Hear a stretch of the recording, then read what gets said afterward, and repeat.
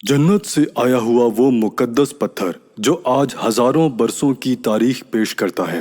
एक ऐसा जन्नती याकूत जिसे मशहूर बुत शिकन हजरत इब्राहीम अलैहिस्सलाम और काबे के पहले मुतवल्ली हजरत इस्माइल अलैहिस्सलाम ने अपने मुबारक हाथों से नस्ब किया। तमाम तबरुकात में सबसे ज्यादा मुतबर्रिक चीज जिसको बेशुमार इमामों, शहीदों और करोड़ों बंदगाने खुदा ने छुआ और चूमा है। हजर अस्वद अरबी ज़बान के दो अल्फाज का मजमा है। हजर अरबी में पत्थर को कहते हैं और अस्वद स्याह और काले रंग के लिए बोला जाता है। हजर अस्वद वो स्याह पत्थर है जो काबे के जनूब मशरिकी दीवार में नस्ब है। इस वक्त ये 3 बड़े और मुख्तलिफ शक्लों की कई छोटे टुकड़ों पर मुश्तमिल है। ये टुकड़े अंदाजन 2.5 फीट कतर के दायरे में जुड़े हुए हैं, जिनके गिर्द चांदी का गोल चक्कर बना हुआ है। जो मुसलमान भी हज या उम्रा करने जाते हैं, इनके लिए लाजिम है कि तवाफ करते हुए हर बार हजर अस्वद को बोसा दें। अगर हुजूम ज्यादा हो तो हाथ के इशारे से भी बोसा दिया जा सकता है। रिवायतों के मुताबिक हजर अस्वद को हजरत जिब्राइल अलैहिस्सलाम जन्नत से एक जमीन पर लाए थे, इसलिए इसे जन्नत का जौहर भी कहते हैं। जिस वक्त ये जन्नत से उतरा था तो चांदी से ज्यादा सफेद था, मोती के मसल चमकता था और इसके नूर से हरम शरीफ रोशन हो जाया करता था। लेकिन अरब के मुशरिकीन ने अपने मैले कुचैले हाथ लगाकर, जबान से चाट कर और दांतों से काट कर इसे स्याह कर दिया और इसमें मौजूद चमक खत्म हो गई। हजर अस्वद की ये खुसूसियत है कि ना ये पानी में डूबता है और ना ही आग में जलता है। अगर हजर अस्वद की तारीख के मुतालिक बात की जाए तो रिवायतों से मालूम होता है कि हजर अस्वद हजरत आदम अलैहिस्सलाम के साथ जमीन पर उतारा गया था। तौरात के मुताबिक हजरत आदम अलैहिस्सलाम ने अपने फर्जंद हाबील के लिए एक कुर्बान गाह बनाई थी। इस एतबार से मुमकिन है कि औलाद आदम ने इस वक्त काबे में हजर अस्वद नस्ब कर दिया था। ताहम तूफान नूह के वक्त से हजर अस्वद को अबू अल कबीस पहाड़ पर महफूज कर दिया गया, जो काबे शरीफ से कुछ फासले पर मौजूद है। और तूफान नूह के बाद जब इब्राहीम अलैहिस्सलाम ने काबे की दोबारा तामीर की तो इस मुकद्दस पत्थर को काबे में नस्ब कर दिया था। वाक़या यूं है कि हजरत इब्राहीम अपने बेटे हजरत इस्माइल के साथ काबे शरीफ की तामीर कर रहे थे, तो हजरत इस्माइल अबू अल कबीस पहाड़ पर पत्थर तलाश करने गए जिसे काबे में नस्ब किया जाए। लिहाजा उस वक्त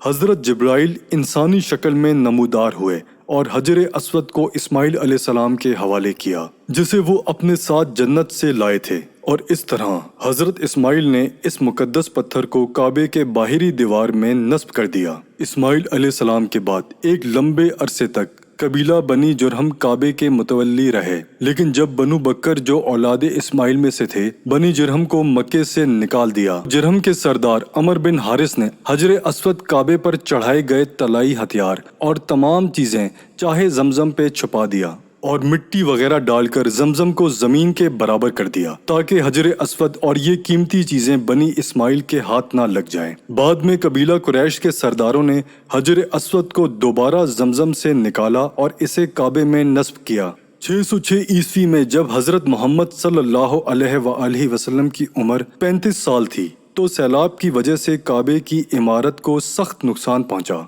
लिहाजा कुरैश ने काबे की दीवारों को दोबारा तामीर किया। लेकिन जब हजर अस्वद रखने का मसला आया तो कबीलों में झगड़ा हो गया। हर कबीले की ये ख्वाहिश थी कि ये सादत उसे नसीब हो। इस पर मोहम्मद सल्लल्लाहु अलैहि वसल्लम ने इस झगड़े को तय करने के लिए ये तरीका इख्तियार किया कि हजर अस्वद को एक चादर में रखा और तमाम कबीलों के सरदारान से कहा कि वो चादर के कोने पकड़कर उठाएं। चुनाचा सब ने मिलकर चादर को उठाया और जब चादर इस मकाम पर पहुंची जहां इसको रखा जाना था तो आप सल्लल्लाहु अलैहि वसल्लम ने खुद अपने मुबारक हाथों से इसको दीवार काबा में निस्ब कर दिया।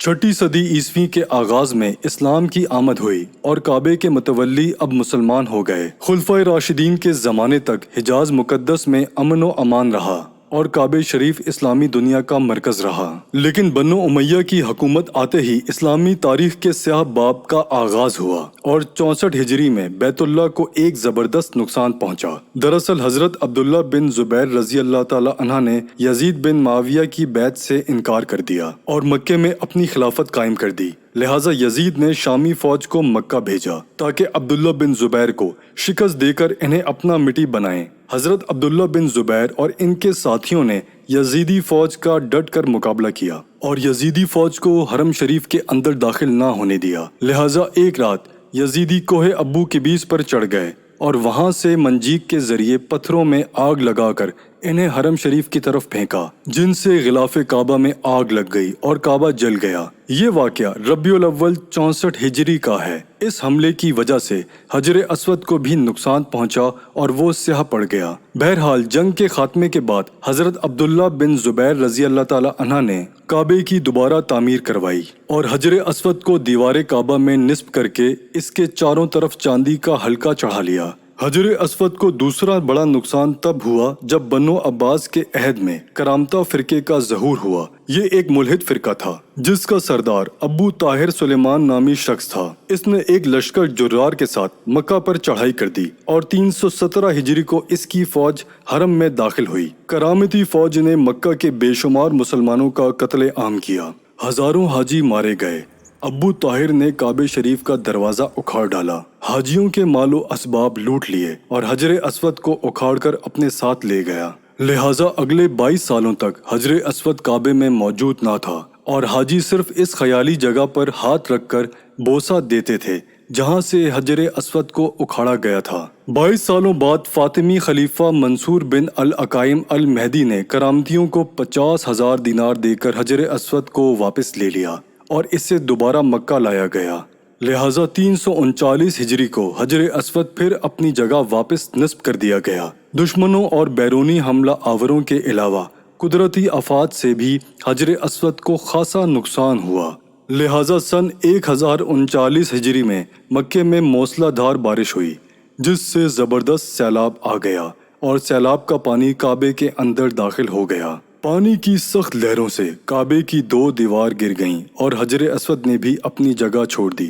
یزیدی اور کرامتیوں کے حملوں سے حجر اسود پہلے ہی کمزور ہو چکا تھا، لہٰذا اس سیلاب کے دھاروں کی وجہ سے حجر اسود ٹکڑوں میں بکھر گیا۔ یہ وہ دور تھا جب اسلامی دنیا کی خلافت ترک عثمانیہ کے ہاتھوں میں تھی۔ لہٰذا جب اس تباہی کی خبر عثمانی سلطان مراد خان کو پہنچی تو انہوں نے فوراً مکے کی طرف امداد روانہ کی اور کعبے کی دوبارہ مرمت کروائی۔ حجر اسود کو جو اب 13 ٹکڑوں میں علیحدہ ہو چکا تھا، انہیں گلاب سے دھو کر ان کی جگہ جمایا گیا اور مسالے میں مشک صنوبر ملا کر اسے بٹھا دیا گیا۔ اگر حجر اسود کے متعلق سائنٹیفک ریسرچ کی روح سے بات کی جائے تو عیسائی سیاحوں اور آرکیولوجسٹ کی رائے یہ ہے کہ حجر اسود کسی شہاب ثاقب یعنی میٹروئڈز کا ٹوٹا ہوا حصہ ہے۔ دراصل شہاب ثاقب خلا میں سفر کرنے والا پتھر کا وہ ضخیم ٹکڑا ہوتا ہے جو کبھی کبھار ہماری زمین کی طرف آ جاتا ہے اور اس کی تیز رفتاری کی وجہ سے زمین پر گرنے سے قبل ہی اس میں آگ لگ جاتی ہے۔ اس لیے دیکھنے والوں کو ایسا محسوس ہوتا ہے